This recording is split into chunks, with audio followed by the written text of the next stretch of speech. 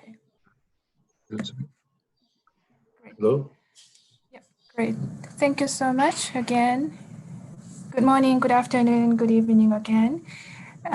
We are about to start our meeting. Today's webinar, series number 3, and the infodemic, misinformation and disinformation during the COVID-19. It is my honor and pleasure to introduce to Mr. Fabrizio Hochschild, Under Secretary General and Special Advisor on Digital Cooperation, the co-host of today's webinar. Mr. Hochschild, please.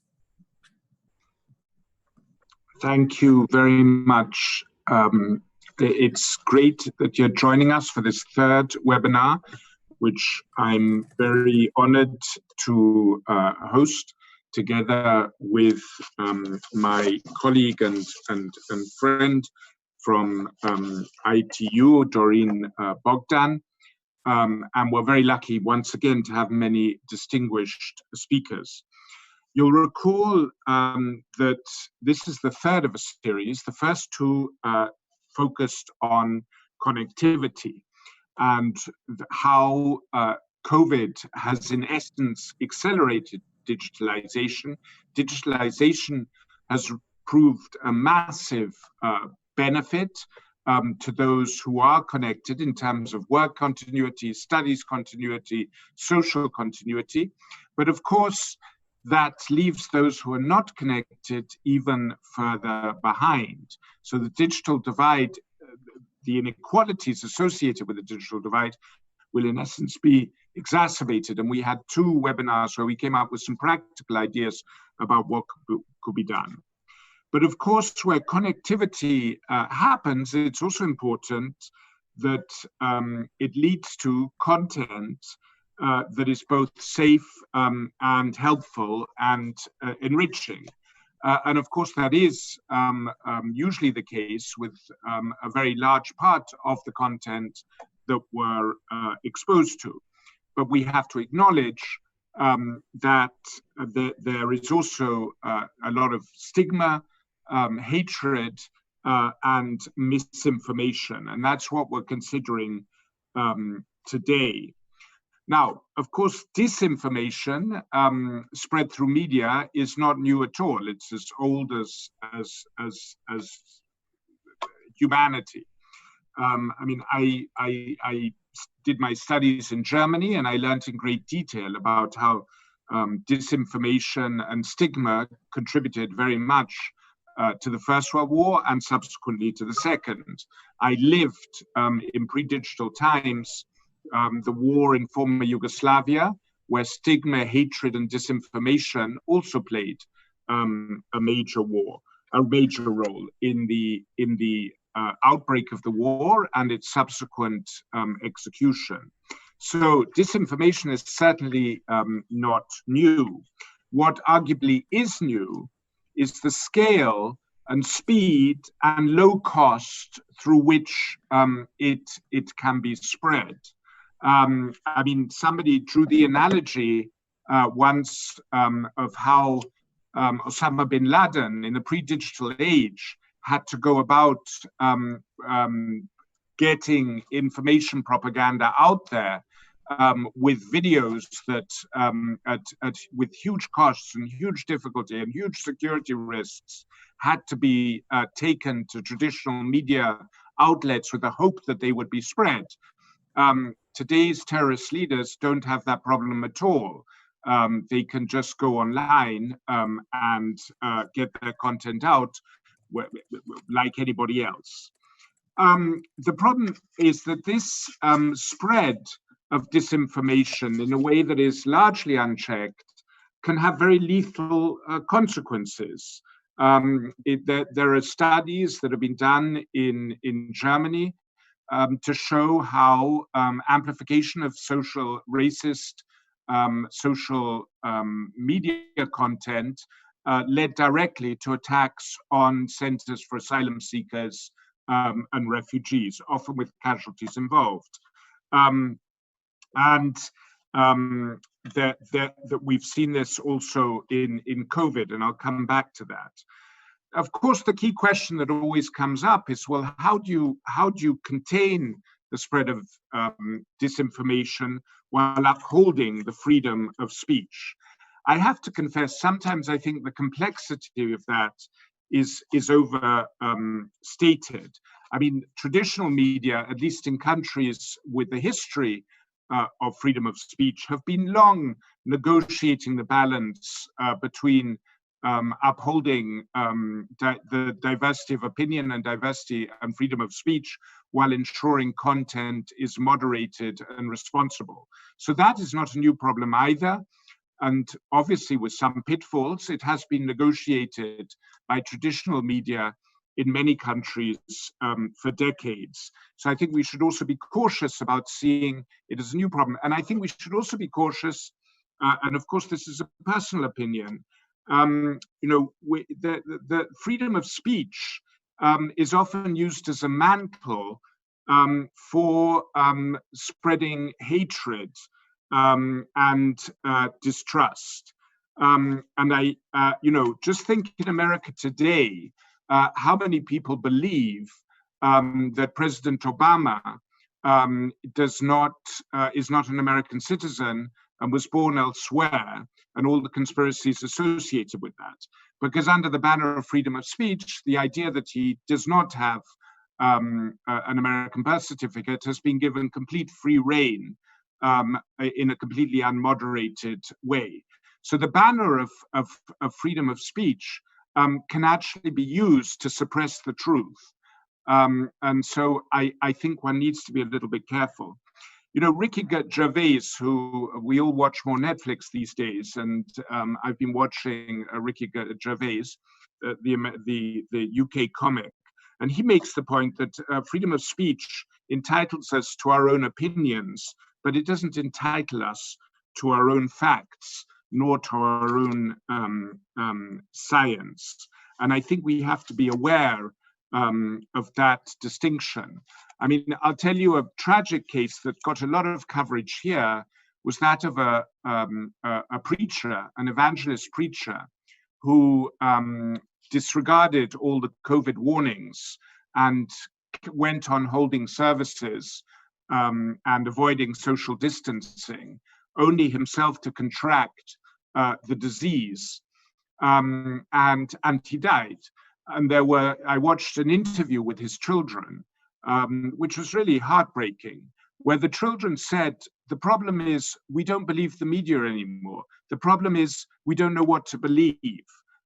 So all the media is full of lies. We don't know what to believe. And when we've reached that stage where for the public at large, there's an inability to distinguish between what is truth and what are lies, because everything is possible with no moderation, with no content control, with no authority making any attempt whatsoever to distinguish between what is false facts and what is truth. It's extremely dangerous. And that's a little what happened to that specific family, with very tragic consequences. So I don't want to preempt the many great ideas that will come from our speakers out of this session, but I think something's already clear. We do need better user education. There's no question of that. But we also need better moderation of content on platforms. And I think a lot of that has happened. There have been big advances in that respect around COVID. And then I'd like to point out that I heard from a Harvard professor who studies this, who made the point that as important as user education is, that one of the problems is the economic model that underpins platforms, that in essence privileges sensationalist and often false content. The economic model is we go on these platforms and it's free. But of course, it's not free to the platforms. They have to create an infrastructure to do that. And that is all financed through advertising. So platforms have an interest in keeping us hooked as long as possible, to be exposed to advertising as much as possible. And the best way to hook us is through sensationalist content where narrative is privileged over truth, and that leads to distorting factors coming into the content. Now, that may be a slightly controversial idea, but it's certainly there out there among those who study this seriously, and something I think we also need to consider. But I'll leave it there, and I'll hand over it to my dear colleague Doreen. And I'd just like to thank also my UN colleagues, UNESCO and UNDP, who are going to be in on this. And I look forward to a very rich discussion. Thank you.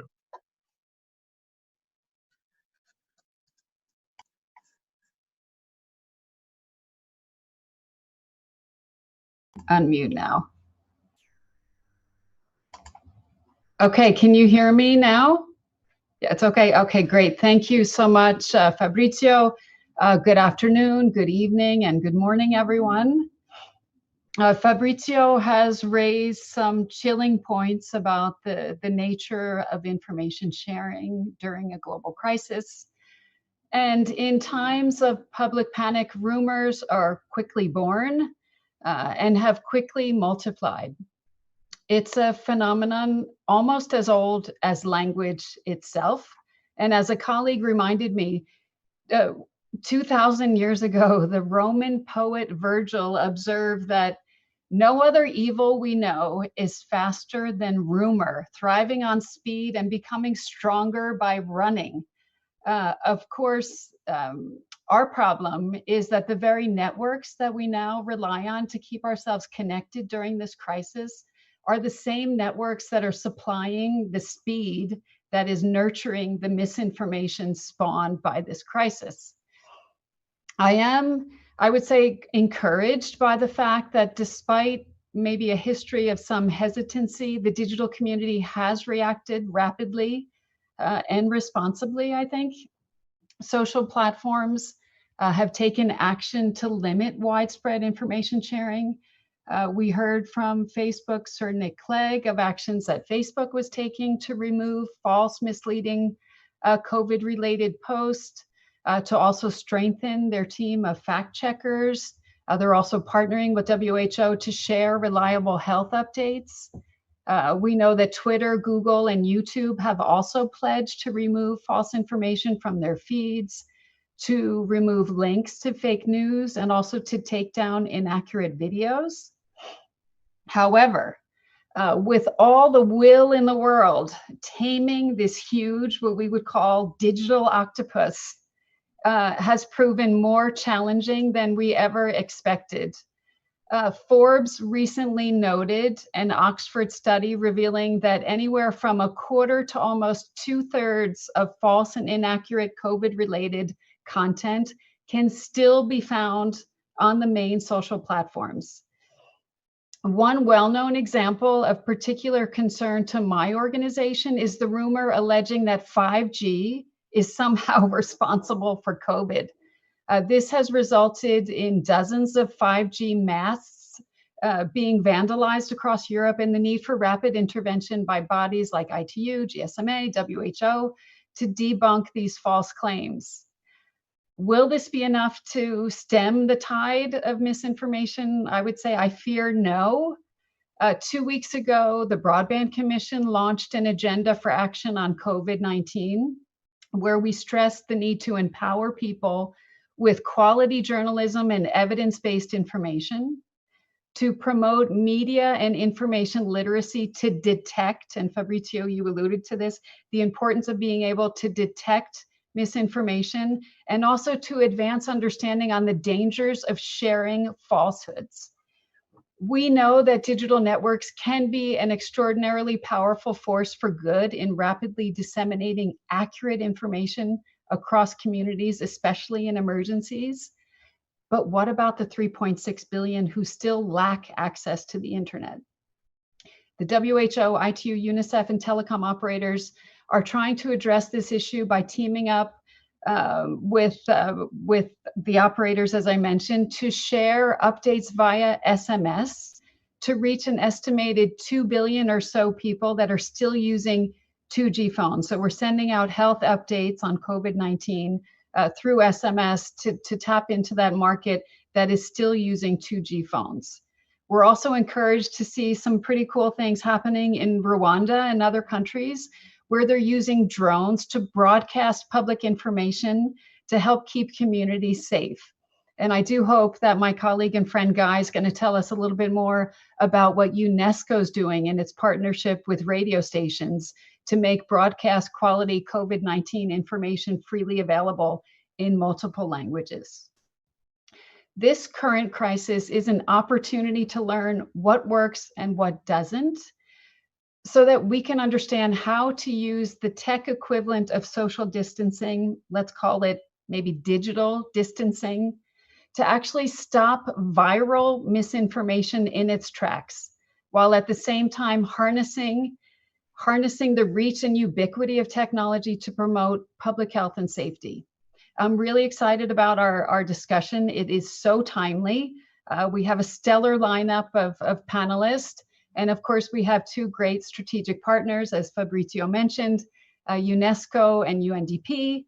And we have an awesome co-moderation team. My two colleagues and friends, Robert Opp, the Chief Digital Officer at UNDP, and of course, Guy Berger, the Director for Strategies and Policies in Communications and Information at UNESCO. And with that, I will hand over to Robert and Guy to get us going. Thank you very much.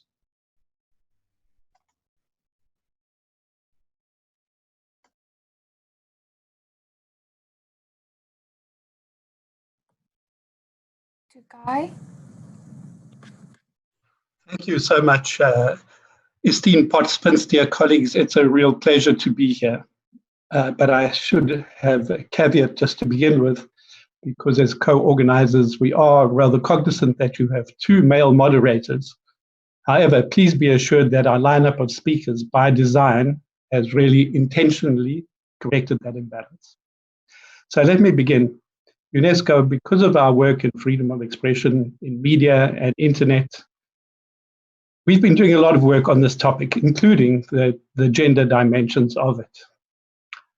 We note that the World Health Organization has, of course, called this critical period an infodemic, by which they say there's true and untrue content, and it's difficult to distinguish the facts from the fabrications in that. And we quite agree with that. Going a bit further, we note that there's a bit more than meets the eye, because between what science knows to be true and what science knows to be false, there are also still many unknowns. The difficulty is that some people are not only promoting falsehoods, they are presenting the unknowns as if they were known. Now, in that mix, UNESCO believes that freedom of expression is a right, and it's also a powerful tool for countering the pandemic and countering the falsehoods, including the falsehoods about the unknowns. As Doreen, you mentioned, we've been working a lot with radios around the world to supply content that is factual, that is accurate about how to protect yourself, about the real science behind what we know. We've also been doing a lot of work in media and information literacy with the slogan, "Don't go viral and think before you click." So our support for freedom of expression as a right is not incompatible with dealing with the problems of false content. These problems, which, as everybody knows, can and do have life and death consequences. So I mentioned very briefly that we have published two policy documents recently, and I will paste the link in the chat shortly. These two policy briefs unpack what we call the disinfodemic, which is a toxic mix of the malicious disinformation and the unwitting misinformation. What our UNESCO policy briefs point out is that exactly the same content can function as both. For example, alleged cures can start as an act of disinformation, like with scammers who are promoting the sales of fake products, and the identical content can then be innocently shared onwards by people with helpful motivations, and that becomes then an act of misinformation. At the same time, what we can see in this is that irrespective of the intentions, which are not irrelevant to how we address them, how we address the problems of dis and misinformation. Irrespective of these intentions, the falsity of the content can cause real harm. Now, today's discussion is a chance to dissect and dismantle this infodemic, and to share the good practices about how different actors are trying to engage with it. So in the structure of today's webinar, we have speakers, and then we have some respondents, and then we'll have an open Q&A. And in this structure, we'll look at 4 points. So very simply, we'll start off looking at the big picture of the issues involved, some of which have been touched on. Then number 2, we'll go to the supply side of the disinfodemic. Then we'll go to the transmission side, and lastly, the reception side. So to repeat that, the big picture we'll start with, that looks at the issues of the norms that are global, national, what's at stake here, and how we can uphold freedom of expression and also deal with disinformation and misinformation.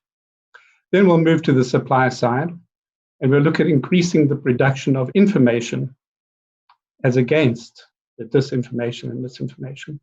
And we'll look at the supply side in terms of how people are trying to not only increase production, but also decrease and disincentivize when it comes to the production of disinformation. So we'll tackle it at source.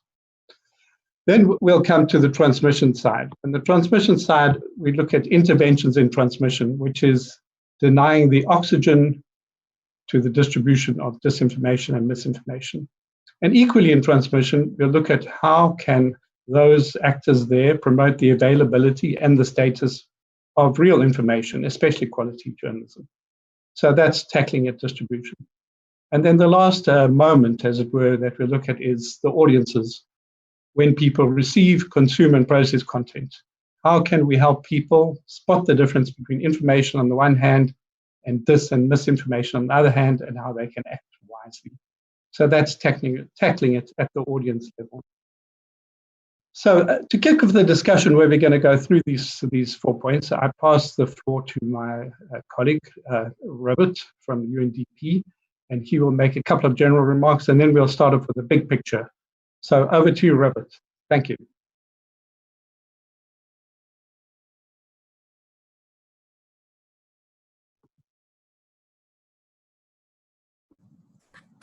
Thank you, Guy, and thanks to Fabrizio and Doreen. As always, it's great collaboration to work on these webinars and some of the issues that are really the most pressing in the world today. I don't want to repeat what's already been said, because I think the opening remarks from our other speakers have been very comprehensive. I would just add simply that at the United Nations Development Program, we are hearing from a significant number of our 170 country offices that misinformation is really and truly a pressing issue for them.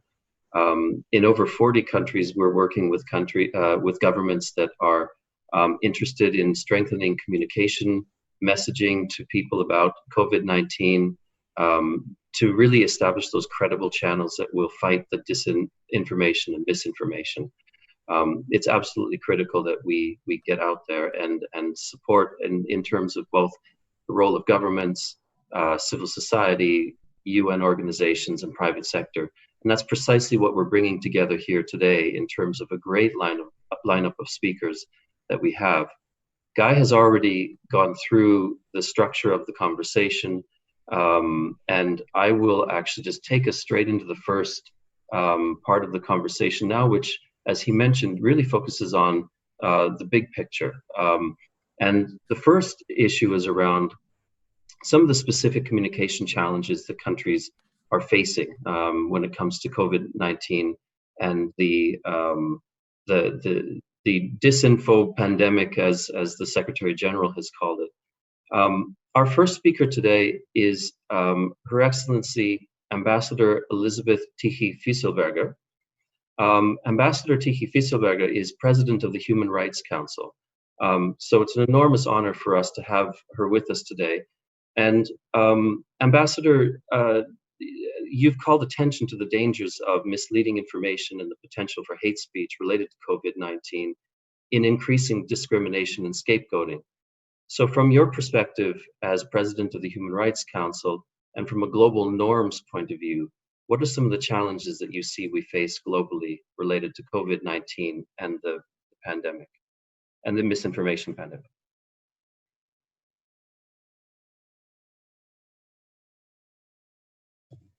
Good afternoon. It is here in Geneva. Can you hear me? Okay, well, that's fine. Very happy to see many familiar faces, even though it's only on a screen. And thank you very much for having me at this important discussion. When I listened to Doreen, I thought that the Director General of WHO, who is equally based here in Geneva, Dr. Tedros Ghebreyesus, didn't know he was quoting Virgilius when he said that fake news spread faster and more easily than this virus does, and is just as dangerous. Now, what is it all about? The corona crisis is a highly complex situation, and people feel that. But at the same time, there is a kind of spontaneous longing for easy explanations.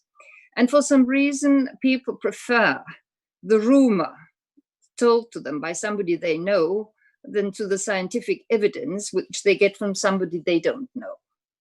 This gut reaction is being exploited by politicians, by media people, by bloggers, even by search machines, and of course by people who want to make money.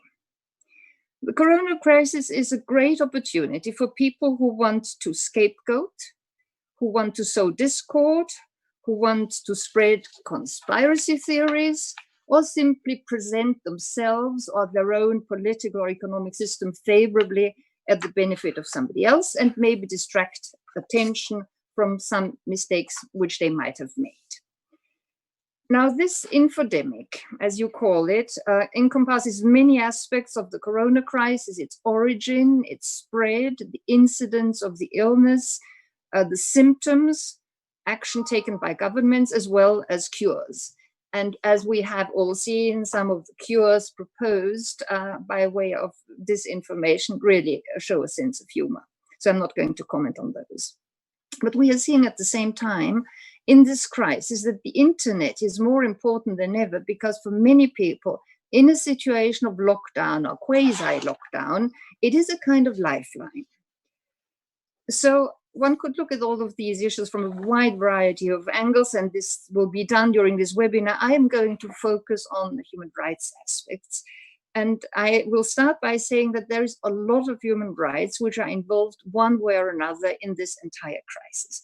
First of all, there is, of course, the right to life. And some of this information in this case is not only unpleasant or a nuisance, but it really is threatening lives, which is why the right to information, and that is correct information, is so important in this context. A group of special rapporteurs on the freedom of expression from the United Nations Human Rights Council, but also from OSCE and from the Inter-American Commission on Human Rights have got together and defined together that the right of information also involves the right to seek, receive, and import information. And WHO adds that that includes risk information. What we also see is that women are particularly hit by the corona crisis, disproportionately actually, and so are children. That has to do not only with an increase of domestic violence in unstable families, but also in a situation where children no longer go to schools because they're locked down, and women very often lose their jobs because often they're the first to lose jobs. That means that they're losing their right to information as well as their right to independence. All of this is even more true for vulnerable groups like older people, people with disabilities, minorities, indigenous people, refugees, migrants, people who live in extreme poverty, or who live in countries which had a humanitarian crisis even before the corona problem started. We have seen that the majority of governments worldwide have taken corona-related measures, all of which had to make some kind of trade-off between lives and livelihoods, between health and personal freedoms, like the freedom of association and the freedom of assembly. And we've seen that given the choice, people tend to accept these limitations. But there is a danger that politicians might find these limitations very attractive, because for them, they offer shortcuts. A group of human rights experts have come together on the 16th of March and issued a statement where they defined very clearly restrictions, and I quote, restrictions must be motivated by legitimate public health goals and should not simply be used to quash, for example, dissent. They must be necessary, proportional, and non-discriminatory. And the Human Rights Commission of the Council of Europe put it very clearly that combating disinformation must never prevent journalists and media actors from carrying out their work and may not lead to content being unduly blocked on the internet. We're not sure this is being respected everywhere. What we're seeing is that there are lots of additional cyber policing and surveillance technologies well beyond what appears to be necessary. We're confronted with the phenomenon of official narratives and those who question them being the subject of detentions and prosecutions and other unfriendly measures even. We see that a lot needs to be done to counter this infodemic. And if we ask what are the things to do, I think things have to be done at various levels. First of all, they're governments and legislators. They must make sure they respect these three criteria: necessary, proportional, and non-discriminatory measures. Some experts say that penalizing deliberate misinformation would be disproportionate. They think one should rather revert to the tools of civil law, things like consumer protection. But of course, where misinformation starts to endanger lives, that might be a different story. I can see the moderator raising his hand.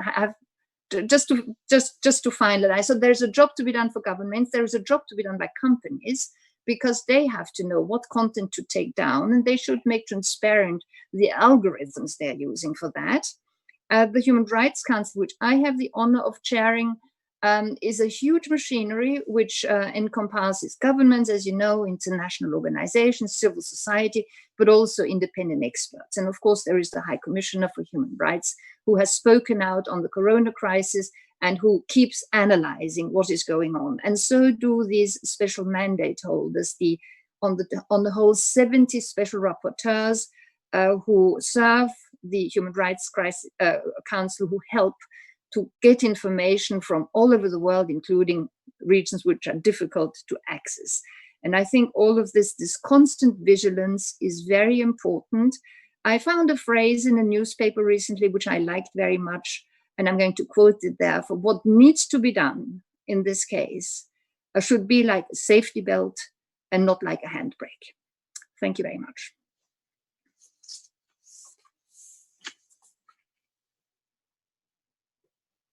Thank you, Ambassador. And yes, I forgot to mention our rules of the game. We have asked our guest speakers for 4 minutes of intervention.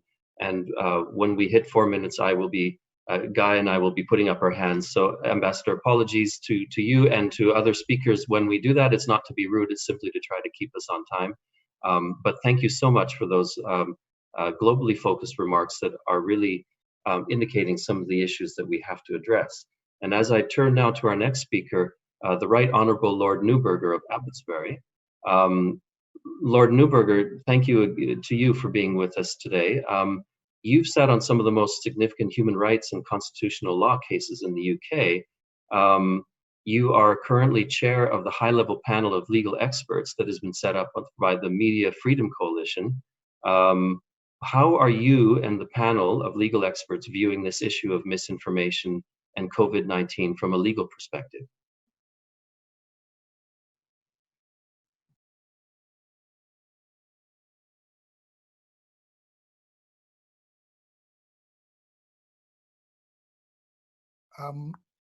I think if I can approach your question sort of initially fairly generally, in the short time you quite rightly have allotted me.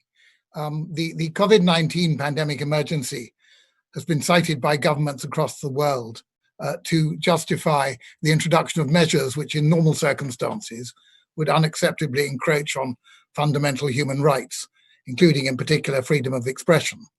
This is understandable, and it can be justified, but only if the measures are reasonable in themselves, involve the minimum possible interference with fundamental rights, and come to an end once the emergency abates. Article 19, for instance, of the International Covenant on Civil and Political Rights permits restrictions to be imposed, and I quote, for the protection of public health, if they are, and I quote again, necessary and proportionate. Now, misinformation is an understandable target for legislative action. And when that information involves clamping down on statements which risks people's health, like encouraging, as Guy has mentioned, people to treat themselves with treatments that don't work or are even harmful, dare I mention bleach, statements which incite attacks on minorities by falsely blaming them for the pandemic, or statements which incite attacks on property by suggesting, for instance, that 5G masts somehow spread the virus, as Doreen has mentioned, one can well see why restrictions may be justified. But it's always important to remember, I think, that freedom of expression is not limited to simply telling the truth.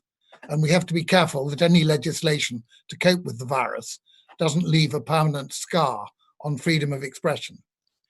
Even more, we have to be careful that the crisis is not unjustifiably invoked to justify legislation which stifles justified criticisms of governments, or which in other ways encroaches on fundamental freedoms in ways which, in truth, have little to do with the crisis, or even which go further than is needed to deal with the crisis. Particularly relevant, I think, for present purposes, as truthful speech, honest opinions, genuine debate, and even reasonable questions are suppressed, false information, whether from governments or others, can flourish. In other words, unjustifiable restrictions, clamping down on the supply of lawful information, questions, and debate, enhances the deleterious effect of misinformation, which we're so concerned with. It would serve to worsen the infodemic. And even well-drafted and sensible legislation, which properly deals with the crisis, should contain a sunset clause to ensure that it becomes history once the crisis has ended. So dealing with the present crisis does involve encroachments on our liberties, which would normally be unacceptable. That's a price worth paying. But like with any purchase, we should pay as little as possible. And we should also remember another price, which is encapsulated in the well-known statement that the price of liberty is eternal vigilance. I have, as Robert has just said, the privilege of chairing a high-level panel of legal experts on media freedom, set up before the present crisis was even a glimmer in anybody's eye. We are preparing reports on various important issues to ensure guidance to countries and governments and others about the importance of freedom of expression and remedies for when it's broken, and attempts to ensure consistency across the world. We have, in light of the present crisis, issued a brief statement about freedom of expression a couple of days ago, and it remains as important now, some might say even more important in the present crisis than it ever has been. Thank you very much.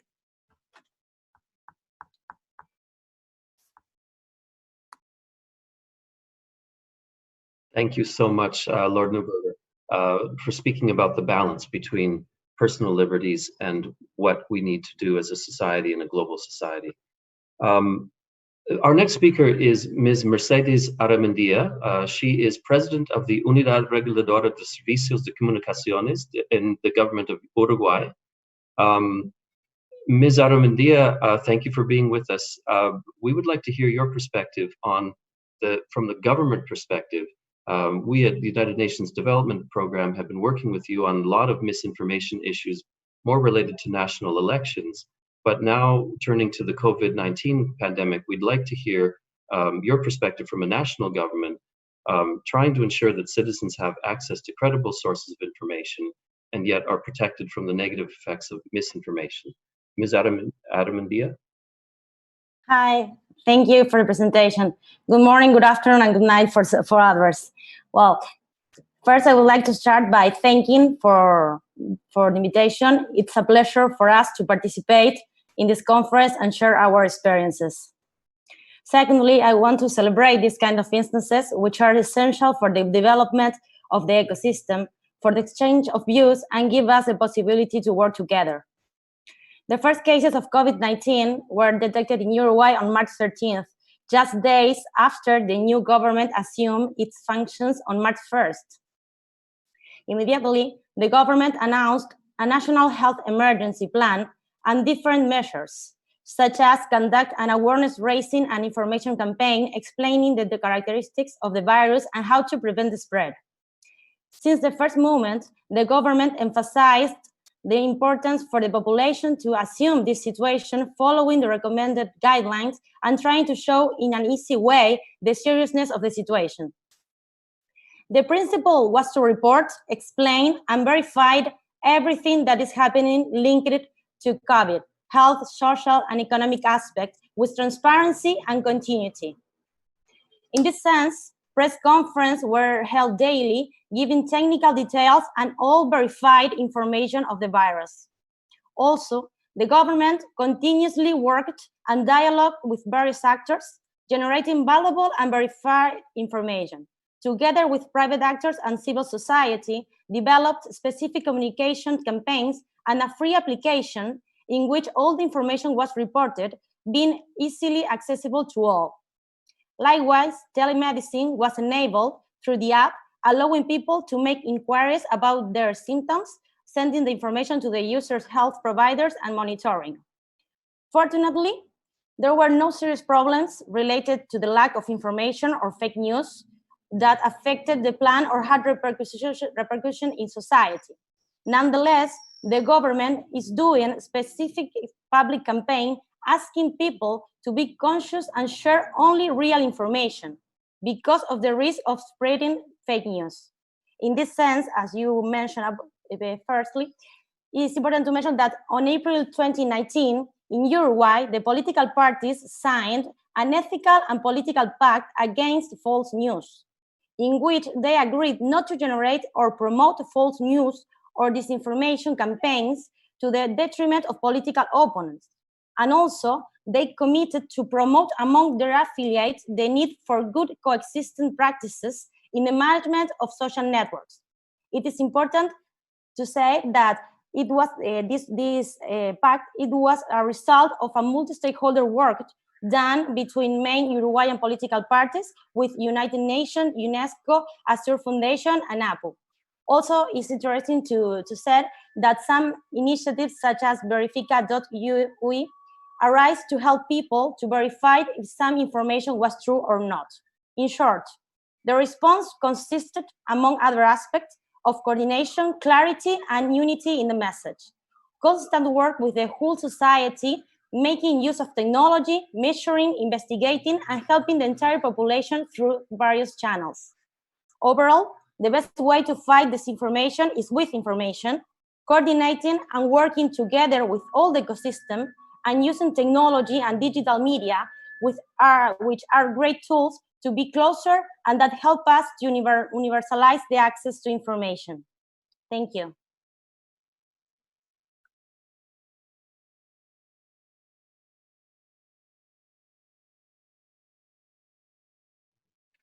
Thank you so much, Ms. Aramendia. I apologize for these little delays.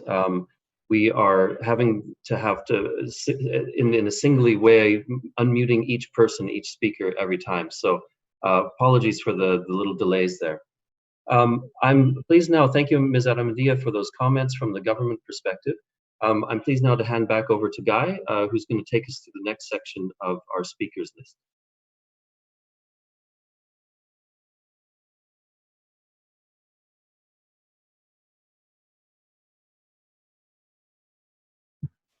Okay.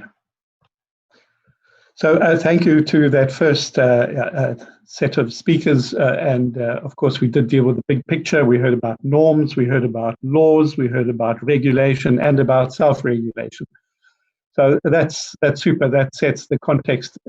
So the sessions that we're moving into now are going to look at the question of transmission and production and how those deal with information and disinformation.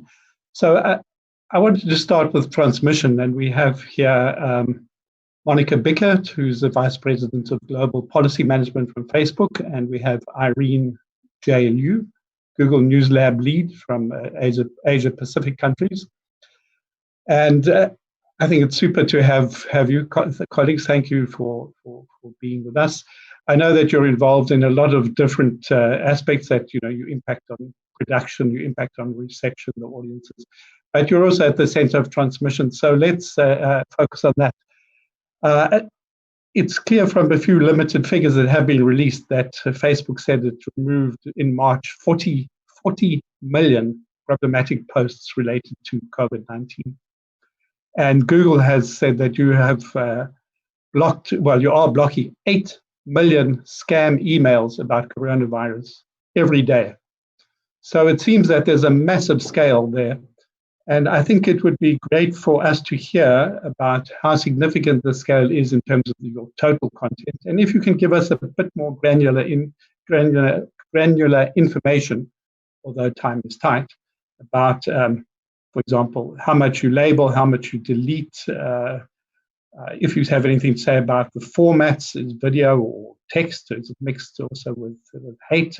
What's the uptake? Do you have super spreaders? What are the inauthentic accounts? Now, that's a lot to ask you in 4 minutes each. But please select the most interesting, perhaps the information that people don't know about yet, and give us your response. So first, Monica, over to you, 4 minutes. Thank you very much. Please watch me, and I will signal if we go past the 4 minutes. Monica, the floor is yours.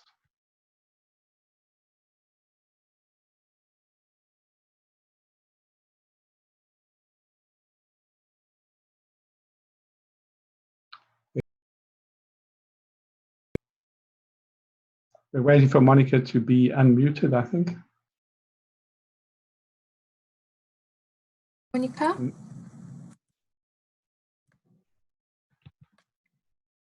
Okay, perhaps if we have an issue there for the moment, we could go to Irene. Irene, could you be unmuted by our central control, and could you use the 4 minutes? No. Can you hear me now? Yes. Super. Okay, wonderful. It Great. was saying that Monica. I was waiting for the host. Thank you so much for having me here today, and I'm happy to dive into these questions. It is a lot to get through in 4 minutes, and so I'll do what I can.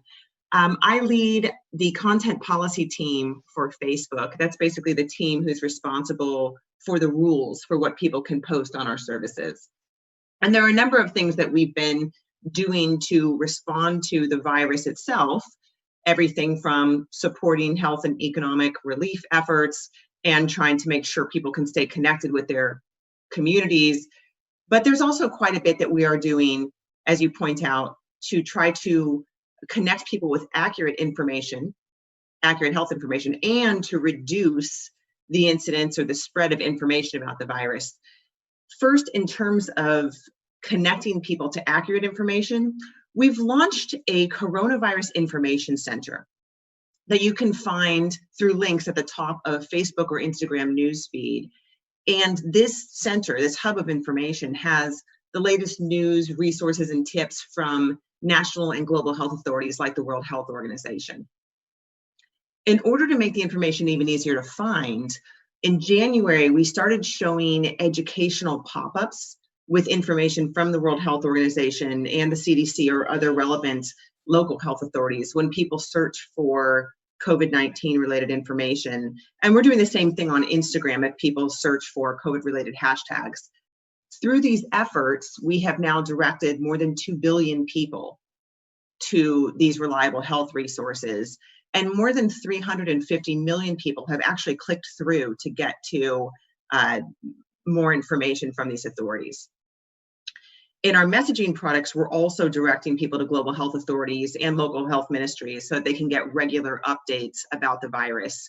Right now, that includes authorities, more than this, but it includes authorities in Argentina, Pakistan, the UK, India, Indonesia, Singapore, Israel, South Africa, the list goes on. Connecting people to this accurate information is a top goal, but we also want to make sure that we are removing misinformation that could contribute to the risk of physical harm, such as the risk of contracting or spreading the virus. In doing that, we are working hard to ensure transparency and proportionality that the Human Rights Council President and Lord Neuberger so rightfully emphasized. So first of all, we're removing misinformation when it contributes to an increased risk of physical harm. This is not a new approach or a new policy. We've been doing this since early 2018, including in the health context. And I can think of one recent example is when we removed misinformation about the measles outbreak in Samoa, where the misinformation could have led to an increase in the outbreak. Since January, we've been applying this policy to information about COVID-19 and removing posts that make false claims about cures, treatments, the availability of essential services, or the location or the severity of the outbreak. That would include something like physical distancing doesn't help reduce the spread, or you should drink bleach, or 5G technology causes the virus. We would remove all of those. And we've also banned ads and commerce listings that imply the same. Now we have to regularly update the claims that we remove based on guidance from the World Health Organization and other health authorities. And anytime that we're removing misinformation from somebody, we're pointing them to our policies so they can understand why we've drawn this line and where exactly we're drawing it. Now, for claims that don't pose a direct safety risk, we are still taking action. This would be something like conspiracy theories about the origin of the virus. What we do there is we connect people with accurate information by partnering with more than 60 fact-checking organizations that are certified through the Independent Fact-Checking Network. And then we label the posts false as well. And we see a very low click-through rate once we have labeled things as false. Finally, we're also trying to block ads that are attempting to exploit the crisis. For instance, ads that contain misinformation, or ads or organic posts that are trying to sell medical masks, hand sanitizer, surface disinfecting wipes, COVID-19 tests. We've got teams that are working on all of these aspects, but it really is a moving target. This is a dynamic situation. Every week there's new information from health authorities, and every week the needs of our community change. We're very committed as a company, though, to staying abreast of the latest developments with the virus and with the online speech that we're seeing, so that we can help do our part to make sure that people are coming through this crisis safely. Thanks.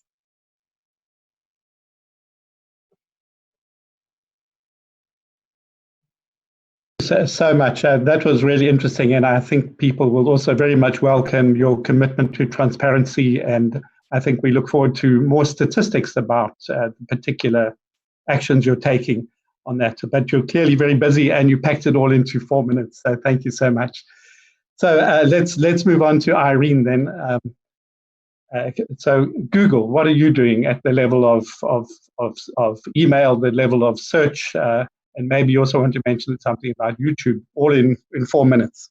Irene, over to you. Sure. Good evening, everyone from Singapore. Just a quick note, it is storming like crazy outside, so if you hear thunder and lightning, nothing terrible is happening, it's just the weather. But thank you very much for having us here. I'd love to talk about kind of what we are doing as Google. By way of introduction, my name is Irene Liu, and I work with the Google News Lab. So my job at Google is to work in the field with fact checkers and journalists all around the region. And I will definitely get to the products as you asked, Guy, but I'd like to actually just take a quick step back because I think that one thing that to me is so interesting about where we are in this moment is that, of course, as many of the speakers have mentioned, misinformation is not a new phenomenon. And COVID-19 is the latest instance of why it's so important for us to continue this fight. And Google has been working to counter misinformation since its founding. Bad actors have basically been trying to move up in the rankings since the beginning of the product. But I think that one thing is really interesting about where we are in misinformation is that, in fact, while, yes, the suppliers of misinformation often have a motivation, whether it's to sell something or to incite hatred or whatnot, or just to troll people. Those who are disseminating misinformation, who are spreading it, actually usually do it out of good intention because they want to share information with people. And this coincides with a moment in time when trust in any information is at its lowest levels. And so I think that this is a really important point, because the fight against misinformation is not only to make everyone skeptical about what they see, it's also to find beacons of trust. And I think that's where Google really feels that we need to serve that role. You know, our mission is to organize the world's information and make it universally accessible and useful, so that when people are coming to Google, they're already on that mission to find information. So how do we make sure that our platforms are serving up what they need? And we do it in a few different ways. And I'll kind of put together a framework, which I think is overarching over the entire company, right? The first thing we want to do is we want to reduce the spread of misinformation on our platforms. So Guy, you mentioned that our systems have detected 18 million malware and phishing Gmail messages a day related to COVID-19. We've also detected more than 240 million COVID-related daily spam messages. I mean, the volume is incredibly significant. In terms of search, we have human raters, thousands of human raters in local language around the world who are constantly assessing the quality of our search rankings. And one thing that is very striking is that I actually learned when I first joined the company from journalism, was that 15% of all searches every single day are brand new. And so we're constantly trying to make sure that when someone is seeking some new information, and as we know with COVID-19, the searches change on a day-to-day basis, we want to make sure that that information is high quality, that it answers the question the user is looking for, and it's from an authoritative source. In addition to that, we are working to remove information that is not high quality on platforms such as YouTube. You know, of course, search, we are indexing the internet which is hosted in all over the world and in many different places. YouTube is our own platform. And so when we see content that violates our policies, we do remove it. And in the context of COVID-19, most of the violative content is related to our harmful or dangerous content policy. So really, that's really talking about content that is telling you to do dangerous things as remedies or cures, or instead of seeking medical treatment. And so that's one area that we're really focused on when it comes to YouTube.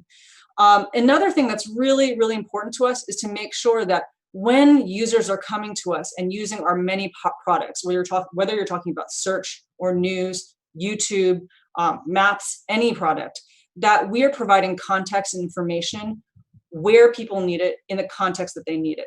So for example, we also work with fact checkers around the world, and we make sure that the content that they're producing, fact checkers as well as journalists, that content is shown on all of our surfaces, whether you're talking about search or Google News or YouTube. And really making sure that when someone's looking for information, that we're providing that additional high quality authoritative information. One thing that one statistics what I find really, really fascinating is that on YouTube, they have, since the COVID-19 pandemic has really blown up, they've made a point to create information panels to make sure that you're linking to sources of information such as the World Health Organization, as well as local health sources, because we know that the localness of information in language, in terms of context, in institutions that matter to individuals, really does matter in terms of increasing trust. And since we've launched these panels, YouTube has delivered 14 billion impressions to those authoritative health sources. And more importantly, or just as importantly there, and I'll just make this my last comment, is the partnerships that we have to really foster the ecosystem, to work with news organizations and fact checkers and make sure that we're building programs and supporting those efforts to make sure that the supply of information is really available to our users when they need it. Thank you. Thank you so much, Irene. I think it goes without saying that the transmission stage is probably the most vital stage in the whole process, because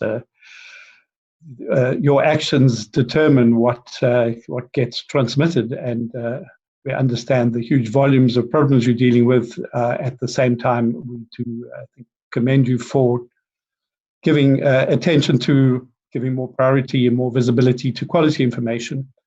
Now, amongst the suppliers of quality information, of course, is the media, and I'm sure they would like you, both Facebook and Google, to give more prominence to them. But let's hear it from Liz Corbin herself, who can tell us a bit about what's happening in the media sector to strengthen the supply of information, as well as their role, important role, in exposing and debunking disinformation. Liz Corbin, you're Deputy Media Director and Head of News, European Broadcast Union. Over to you, 4 minutes, please. Thank you. Hi, good morning, good afternoon, good evening to everybody. Thank you very much for inviting me here today. If you don't know the European Broadcasting Union, we represent 70 public service broadcasters across 56 countries. So yes, trusted quality journalism is something that we know something about. And I'm very grateful to the organisers for putting me after our contributors from Facebook and Google, because they did raise a number of issues that I can talk about as well. So I'm going to be talking about fake news today. That's a phrase that I noticed a number of speakers today have avoided. It's not a phrase that I like to avoid, because I feel that this isn't about political and academic arguments. It's about what real people, what audiences, what the public think we're talking about. So it may sound more polite to talk about disinformation, misinformation, but it does take us one step further away from the people that we're talking to. So I'm going to, for the purposes of answering today's question, I would like to separate fake news into 3 different categories. I want to talk about short-lived fake news, mad or crazy fake news, and persistent fake news. Because there are different tactics that we can use for different types of fake news. So I want to look at some recent examples of what EBU members and other news organisations have been doing about them. So let's look at one particularly dangerous but very short-lived example of fake news. It was an imposter Twitter account which popped up and declared that the British Prime Minister had died. This was when Boris Johnson was in hospital. The EBU and a number of other international news organisations have come together to create something that's called the Trusted News Initiative. Participants in this initiative send out alerts to each other to prevent the spread of imposter content, so that journalists themselves don't get tricked into sharing or amplifying this content. In this particular case, it was the BBC, which is a participator in the Trusted News Initiative, moved really quickly within hours to send an alert to the network on that. Twitter was also alerted. It was a dangerous piece of content, but with quick action by a quality news organisation, and on this occasion, a quick reaction from Twitter, meant that that was a short-lived piece of fake news. So quick action, collaboration, can really, between news organisations, can make a real difference. So then to mad or crazy high impact fake news. And a couple of speakers have talked about it. The connection, the alleged connection between 5G and coronavirus. It's the stuff of fantasy, it's mad, it's crazy, but people have read this on social media. Let's be clear, they haven't seen or read or heard about it from news organisations. They've read it on social media platforms. And they've believed it to such an extent that some people have been attacking mobile phone masts. This is crazy, but this is major real life impact. So what did we do to tackle this one? Well, real life impact means real life, real headline news. And that meant that the debunking of this myth has been so high profile, it's been loud enough to reach most audiences. But the problem with these myths is that they can resurface, and we need to remain vigilant. So that is also the responsibility of the platforms which host this content. We've heard a bit about the efforts they're making, but unfortunately it's just not good enough. News organisations are working flat out to call out fake news more and more. But if this content is still out there, and it is, it will regain its strength. I'd like to point you to a recent Reuters Institute survey of they looked at a wide range of fake news posts which had been identified by fact checkers. And even after they'd been identified, on Twitter, 59% of the posts were still there. On YouTube, 27%. On Facebook, 24%. Finally, and I've seen your timing, I want to talk about persistent fake news. I think you've got 5 seconds. Okay.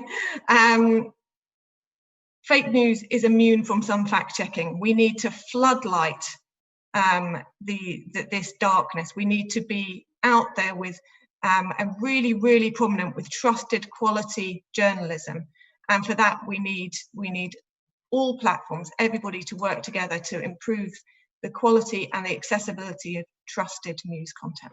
Thank you. Thank you so much, Liz. That was very interesting. I'm glad to see the broadcasters so active in this space. So I pass back the floor to Robert, and he will handle the last part, which is looking, amongst others, at the audience and how we can actually strengthen critical media information literacy, prevent hate speech. So over to you, Robert. Thank you so much, Guy. And we're rather seriously behind in our timing. So I'll just forego any introductions of the subject and get straight into our next speaker, who's Mr. John Omo, the Secretary General of the African Telecommunication Union, to speak to us a bit about that response aspect. Thank you. Mr. Omo. Thank you very much for the invitation. Can you hear me? Can you hear me? Yes, we can hear you. Thank you very much for the invitation. I think such opportunities are tremendous in terms of dialoguing and influencing public policy and actions that our government, the private sector, and the civil society and our people can take in terms of dealing with the problem of disinformation and misinformation. Now, the ATU is the regional organization in Africa that deals with ICT development and linking Africa to the world in that regard. And as previous speakers have said, the issue can be approached from the point of supply or generation of information, transmission and reception. From the supply side, you'll see that a number of governments in Africa have declared states of emergencies and lockdowns in various forms and shades, some with respect to certain regions or cities and time within which one should not be outside or one has to be at home. Of course, a number of our governments have stressed the importance of working from home, and that of course comes with the issue of increased need for internet services in our places of residence. We live in a continent where governments are still quite trusted with information. And so most of our governments in Africa do almost daily press briefs, ministries of health and ministries of information, virtually on a daily basis. And so that provides a useful source and trusted source of information in terms of the facts, in terms of infection rates, in terms of people who are been found to have the virus, and what the government is doing in that regard. Governments in Africa have also deployed a number of ways to deal with information to the public, trusted information for that matter. The director of BDTITU gave the example of drones in Rwanda being used for public information. The FM radio in Africa is still the most trusted source of information for government. A number of our regions still lack access to internet for various reasons that I'll mention in a short while. There are a number of government and industry SATs, and because of increased use of internet for education, for online working, there is quite an increase in cyber crimes. And so most of our governments have alerted our SATs to ensure that there's more vigilance in terms of misinformation or misinformation and where crimes are committed on the internet.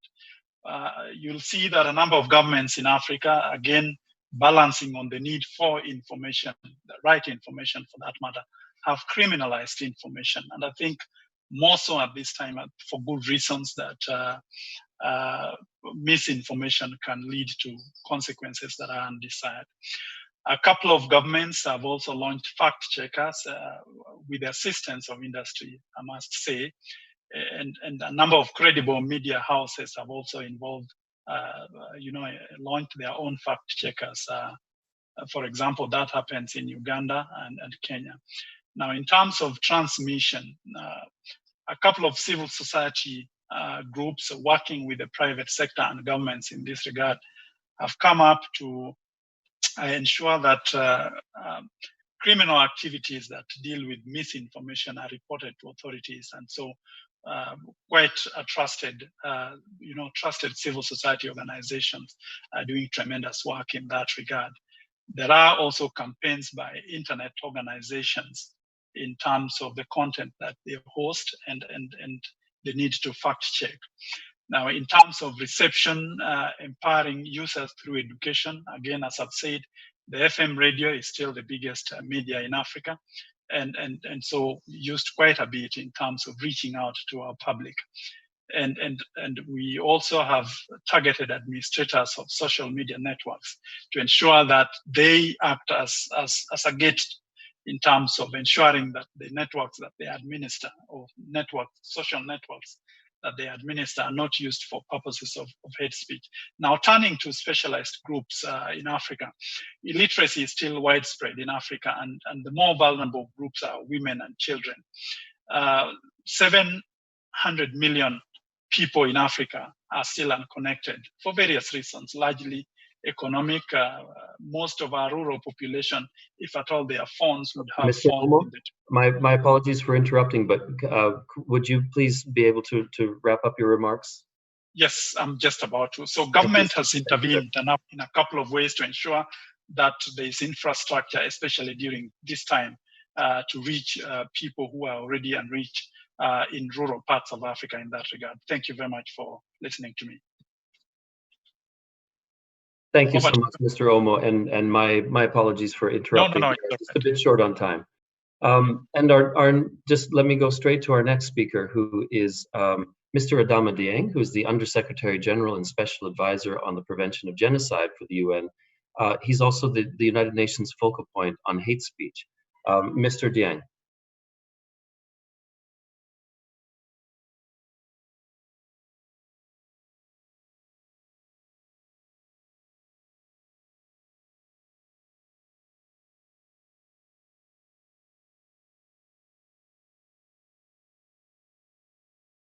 I'm muted by the host. Okay, thank you very much. Well, thank you very much, Robert. I think I cannot but really say that I'm extremely pleased to see that all the speakers have shown really that they are sharing a common denominator. I mean, what we are speaking about is, of course, very important, how we can address and counter speech, and here I'm referring to misinformation, etc. But from the onset, let me simply say that I would discourage the use of the word prevention when we speak about hate speech.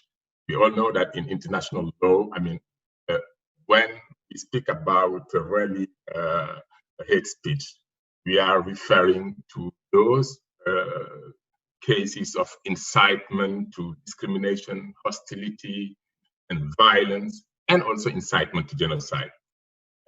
Therefore, not all forms of hate speech falls under these categories and must be tackled through other measures.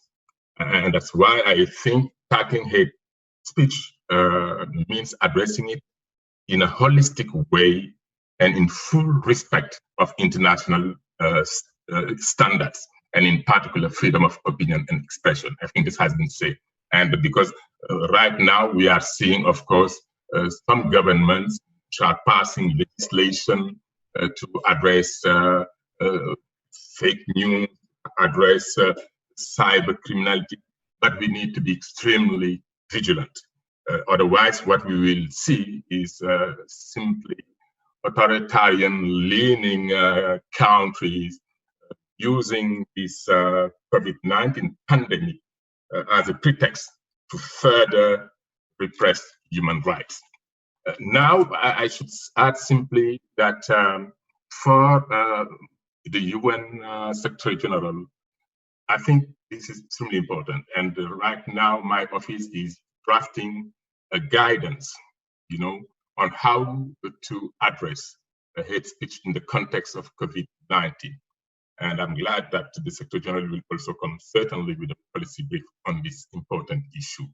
And as you all know, one of the commitments set out in the strategy the Secretary General launched it in June 2019 in regard to addressing and countering hate speech.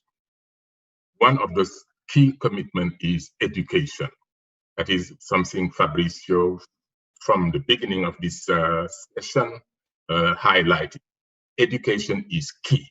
And for the same reason, my office with UNESCO were entrusted to prepare an interministerial conference on addressing and countering hate speech through education. And I think hopefully, this conference will take place for end of this year. It was planned to be sometime in June, but with this pandemic, we had to postpone it. Nevertheless, we'll be having an expert meeting in Paris, virtual meeting in about 3 weeks' time.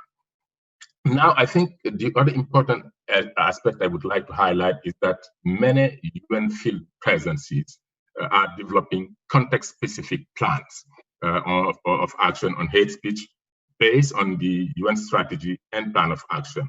And these action plans include recommendation to reach out to groups which are not easily accessible online, including vulnerable groups. Traditional media, for instance, TV, radio, newspaper, remain very valuable tools to reach people in the most remote area. But here, my favorite tool is the radio. Radio is the medium we should not really neglect, because in the most remote village in Africa, everywhere, people will have their radio. So that's something we need to do, and make sure also that the local languages are used, and not only speaking about French, English, whatever, but the local languages. And in this regard, I was extremely pleased with the innovative way Rwanda display by using drums, and I think that is something we have to applaud. I will stop here, and I will be glad to answer any question you may have on my presentation. But I'm glad also that the tech companies, Google, Twitter, Facebook, have accepted to join us in the United Nations early June, see how they can, as tech companies, support our efforts in addressing these critical issues. Over to you. Thank you.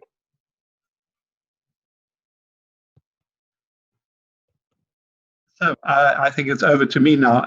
We're running very, very tight, dear colleagues. And these are such rich interventions, and thank you to Mr. Dieng for his. So we have 9 people lined up, and in order to hear all their voices, we're going to have to really keep them very tight. Please, just one thought, 1 minute. We'll also try and go on a few minutes after the hour, but we don't have a lot of time. People have other commitments. So without further ado, let me especially thank Chiara Ferragni, who's a very online influencer, particularly in her home country of Italy. I hope she's available, and I hope she can give us her one thought, please, about what she's done and what difference she has made. Thank you very much.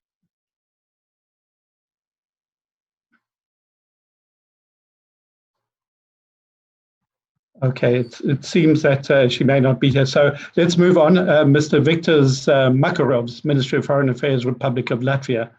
So please, sorry, it's 1 minute, one thought.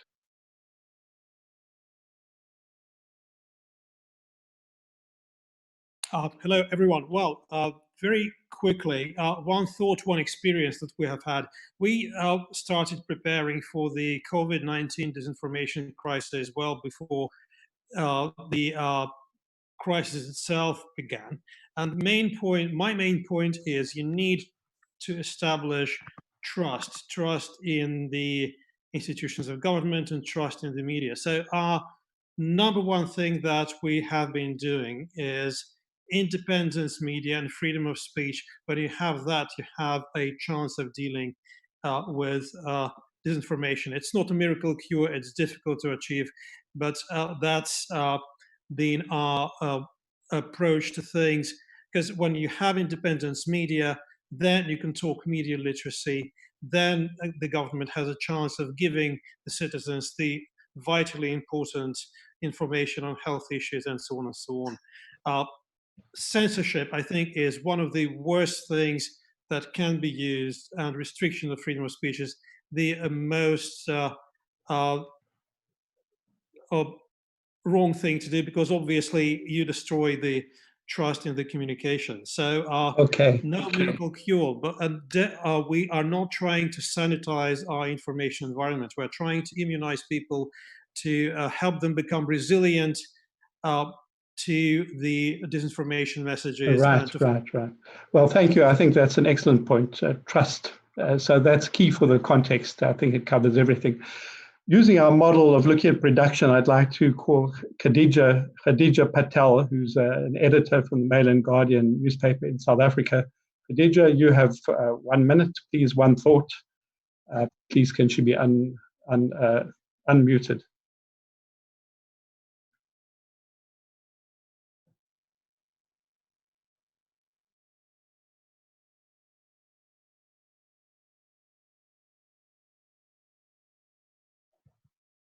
We don't have Khadija on our speaker list, participant list. She is. I saw that she had registered, but let's move on then.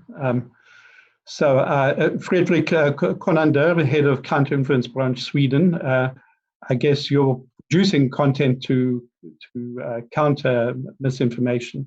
So Fredrik Konander, can we unmute you? So, hello everyone. First, I would like to stress that this is a view from a Swedish government agency's perspective. I have 3 key points. Basically, I'm going to make this as short as possible. When you counter misinformation or disinformation, you will have to start early. It is very hard to catch up. You must be able to, you must enable collaboration between relevant social actors, and you have to have a very long-term perspective in your activities. And when we've been working with this, in our experience, all successful mis or disinformation exploits an unexposed vulnerability or grievance in the population. And to that end, we have chosen a vulnerability-driven analysis to understand concerns and grievances when it comes to counter mis or disinformation, with the focus of understanding and mitigating the population concern. This is based on the assumption that we can identify and manage our own vulnerabilities better than our adversaries can exploit them. Then we can take appropriate measures to credibly communicate with our population. And to that end, we have produced a handbook and trained our crisis management system on how to identify and counter mis or disinformation directly towards our society. We also acknowledge the need for international cooperation when it comes to counter mis or disinformation. Coordination of efforts within the public sector is vital, but also within the private sector and organizations. And we also found that the close relationship with social media companies and tech companies is very important to be able to act swiftly. So to sum it up, to counter mis and disinformation, start early, enable cooperation, and have a very long-term perspective. Thank you. Thank you very much. And perhaps if your resource is available, your handbook, you can put a link in the chat. So we had 3 people, and I think they may have 3 quick comments to make. So first of all, let me ask Barbara Bukovska if she can take the floor, and please central control, unmute her. Then we'll go to Eliska Perkova and then Henriette Esteza. Yes, hello everyone, and thank you, UNESCO, for inviting Article 19 to make the contribution. I want to just mention one thing which has not been so far mentioned or explored in a greater detail. And we have heard from Fabrizio and from many speakers that there is a problem on the social media, or how social media with the deal with the fake information, disinformation, and also how traditional legacy media can provide a sufficient counterbalance to this misinformation and the need for independent and free media. However, I think that we also have to look critically how traditional or legacy media have performed during this crisis, because in many instances, they actually haven't provided the counterbalance to social media to inform and balance with the diversity of views and correcting the information, but they also often stoop to their level. And also how they actually report about false news for information, and whether by reporting or augmenting some of this information, they actually contribute to spread of false information and some sort of hysteria in the society. So we see a lot of this happening at present, and actually I think that this highlights the importance of media outlets and journalists adhering to the highest ethical standards, including equality principles when they report on COVID-19 and how they report about COVID-19, whether they do it accurately, without bias, whether they are avoiding stereotypes, or whether they are unnecessarily reporting or referring to race, nationality, or ethnic origin. And also how at this time and age it's actually very important to support effective system of self-regulation and ensuring. Okay, Barbara, sorry, I will need to cut you there, but thank you for those comments from Article 19, and please put a link to your report in the chat and people can go and check your report. So we have Eliska Perkova from Access Now. Please, Eliska, over to you. Hello, thank you very much for inviting Access Now to this excellent event today. I will try to be brief.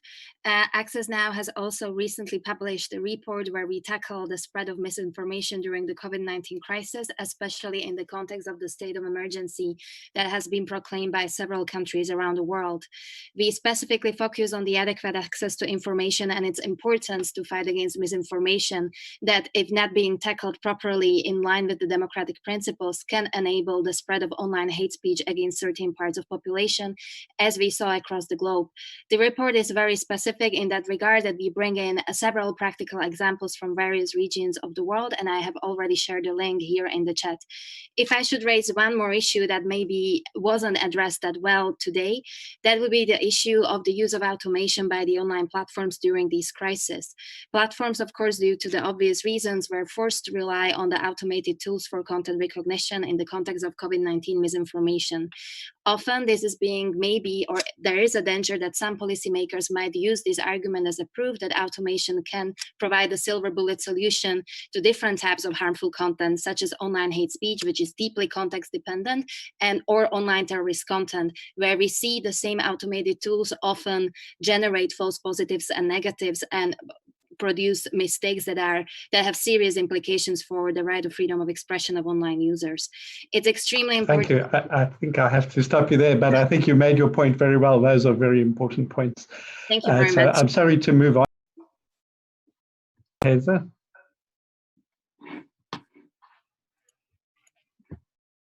Henriette Esterhazy from she's chair of a multi-stakeholder advisory group, Internet Governance Forum. Is she available?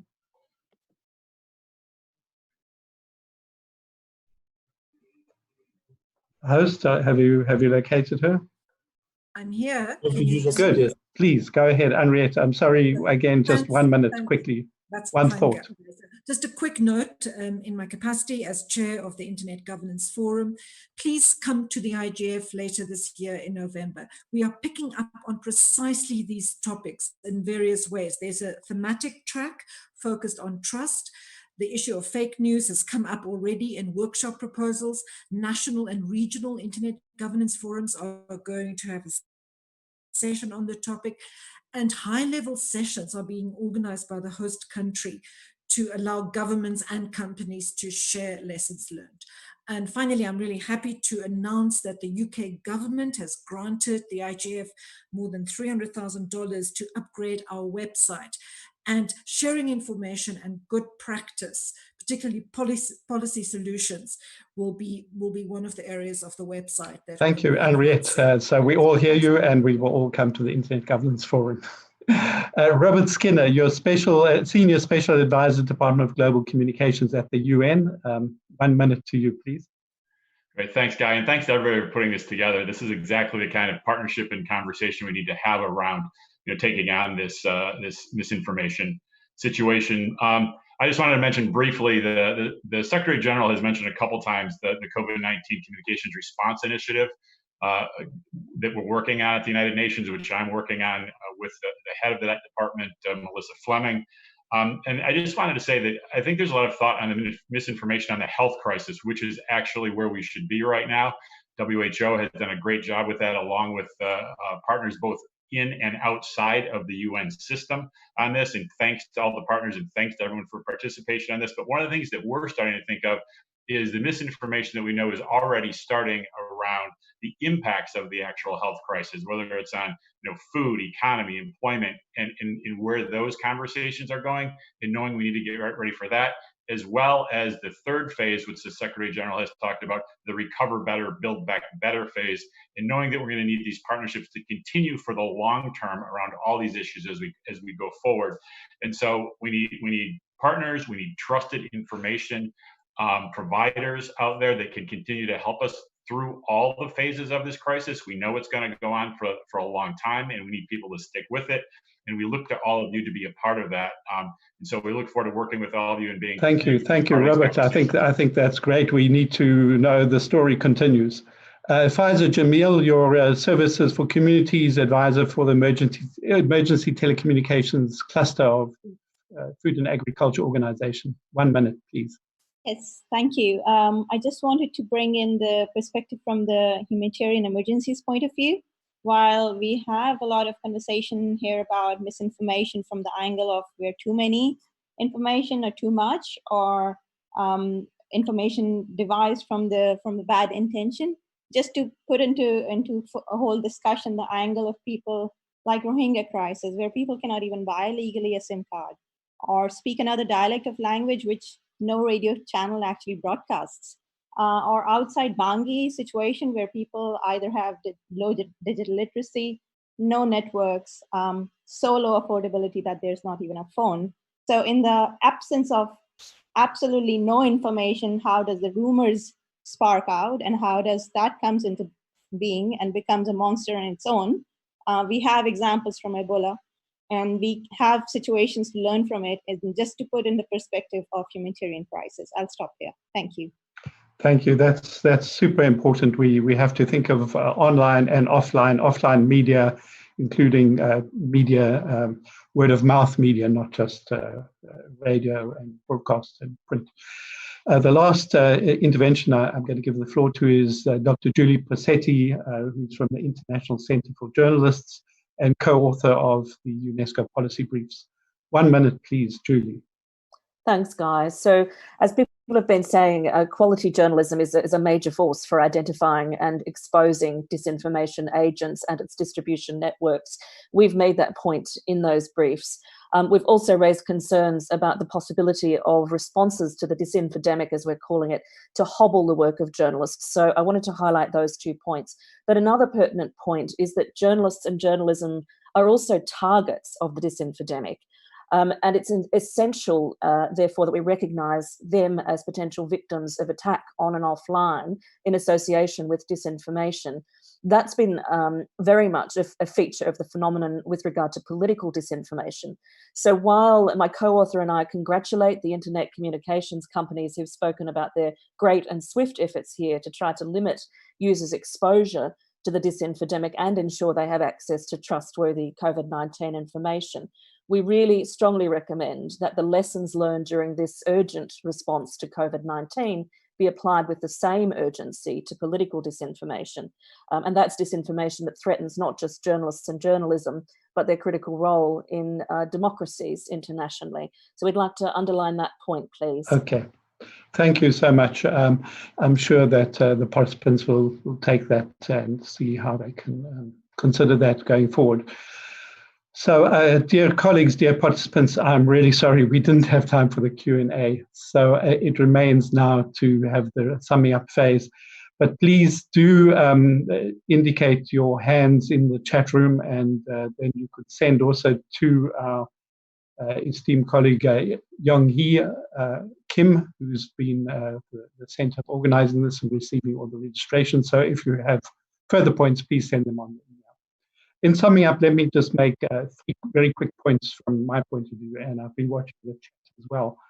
I think it's evident multi-stakeholder participation is really key in this. Surprise, surprise, but it's relevant to the context, to the supply, to the transmission, and the reception. No single actor can solve this problem. We need many, and we need to be liaising with each other. Point number 2, we have to work on the level of norms, laws, regulations, self-regulation, education, journalism. These are all super important things. We have to build trust with the public. I think that's clear. We have to work across a range of fronts. Then I want to say that, as I indicated earlier, we can't reduce everything to truth and falsity, because there are indeed facts and there are indeed debunked myths about COVID-19 that we need to fight. But we also have to recognize there are these unknowns. There's ongoing scientific assessment of the uncertainties. And because of this, because everything is not black and white, there are gray areas that should not be trampled upon. And so because of this, there's a legitimate democratic debate about what facts are most significant. How do we act in relation to them? And this is where freedom of expression and press freedom fits in, because we cannot allow ourselves to kill deliberation based on fact and evidence-based policies.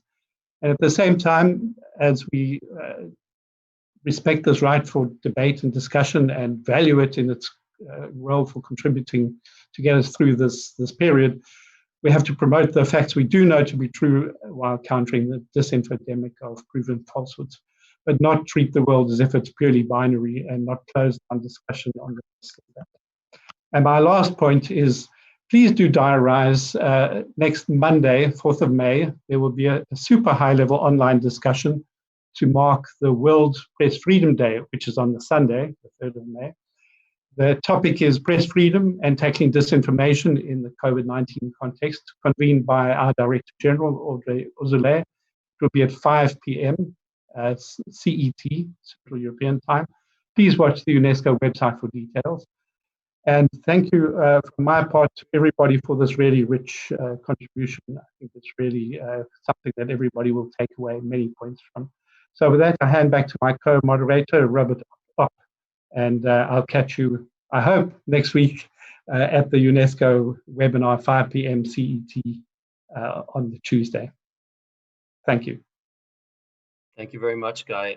And I just want to add my voice of thanks to our speakers today who chose to spend their time with us, Fabrizio and Doreen, also, and Jung-hee from ITU and Fabrizio's office, who pulled this all together, and to you, Guy. I think what I won't sum up, because I think you've done a nice job of that, but my takeaway from this is really that something that Irene said, that we need to create beacons of trust.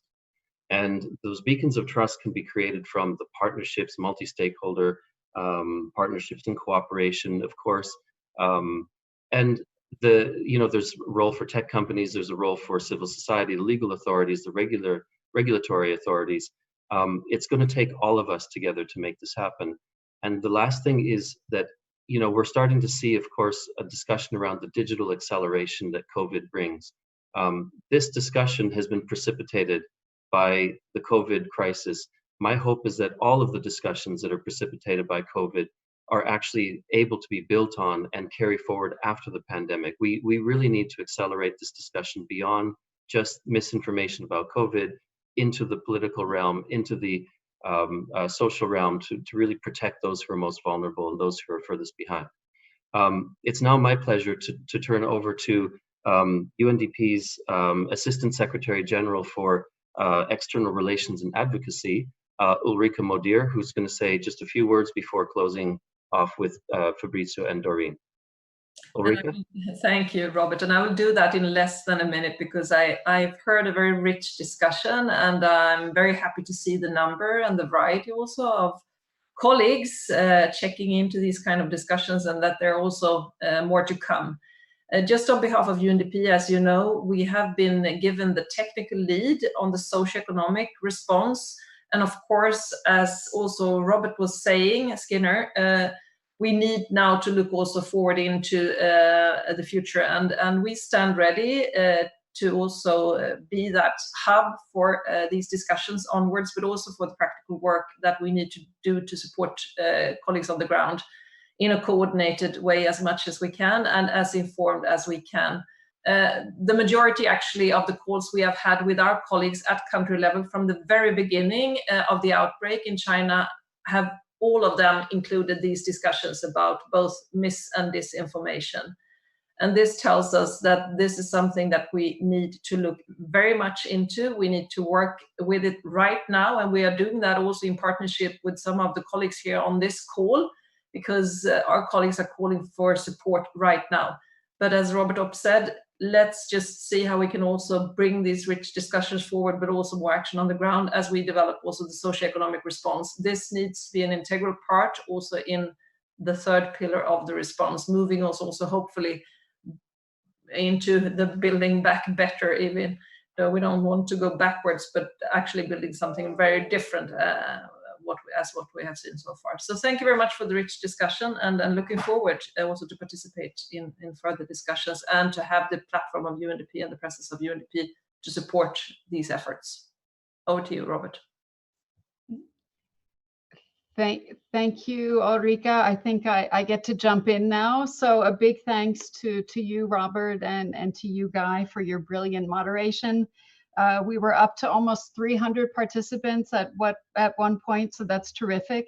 And again, apologies that not everybody got to jump in. There's so much ground to cover here. This is such an extremely critical issue at this point in time. I think Guy and Robert summed up well. For me, my sort of quick takeaways, collaboration, absolutely essential. Let's keep sharing information. Lots of good stuff came in on the chat, and we'll try to summarize that and share it back. It's good to see all the actions that everyone is taking, but at the same time, that need to find the balance between preserving human rights and freedom of expression while tackling disinformation. Also, the importance of old tech. I saw a lot of that coming through on the chat. So let's not forget about radio. Let's not forget about 2G. Let's not forget about television. These are means where we can help to send the correct factual information out to those that don't have access to the internet. And then, of course, the big point of multi-stakeholderism. Everybody's got a role to play in this. We all have to do our part, from the news organizations, and we heard from Liz, we need quality journalism, to the responsibilities and actions of the platform. We heard from Facebook and Google, and of course, all the different government measures. We heard the norms, the laws, self-regulation. That's all been incredibly useful. And of course, the role of the individual. And this is where I think Adama stressed the importance of education. I think that's absolutely key. We need to do more in terms of media and information literacy to detect and dispel misinformation. I think that's important for all of us as individuals, also as parents, to help our kids through this. And the last thing, Robert, you picked up on this as well, this beacons of trust. I think that's such a good takeaway. We need beacons of trust. Someone else called it trusted voices. And I think, Elizabeth, you also said we need a safety belt, not a handbrake. And that gives me the opportunity to also give you a glimpse of what will happen next week at our webinar. So join us next week for webinar number 4, where we get into the challenging issues on online safety and cybersecurity. So on behalf of the ITU team, thanks so much. This has been incredibly rich, very important. We're not done. Digital acceleration, Robert, I hear you. We got to get there. And back over to you, Fabrizio. Thank you very much. Okay. Thank you very much, Doreen. I'd just like to underline the point. I mean, I think it came across here that the infodemic is massive. And while there are many excellent initiatives to counter it, it is an ongoing concern, and the efforts are not yet to scale. And it clearly takes engagement from many actors. Governments need to remember their responsibility to uphold the public good. Civil platforms need to assume their responsibility. As media providers, civil society need to play their role. And freedom of speech is, of course, key, but freedom of speech cannot be a justification for indifference to dangerous and harmful content that ends up hurting people and undermines trust in science, trust in institutions, etc. I'd just like to conclude by underlining the apologies to those who couldn't speak or those who were cut off. I'm really unfortunate. I think if we're frank, some of us abused of our access to the microphone. I probably abused my own time at the beginning. I promise you we'll get better at this next time round. I hope we won't be in a position where some of us overextend at the cost of others being able to speak. I'd like to thank Doreen and ITU, all ITU colleagues, Rob, and of course Ulrike for coming in. And I hope very much to see you next week. And thank you again for your engagement and wishing you all a safe and a good week. The meeting now is over. Thank you. Thank you. Thank you.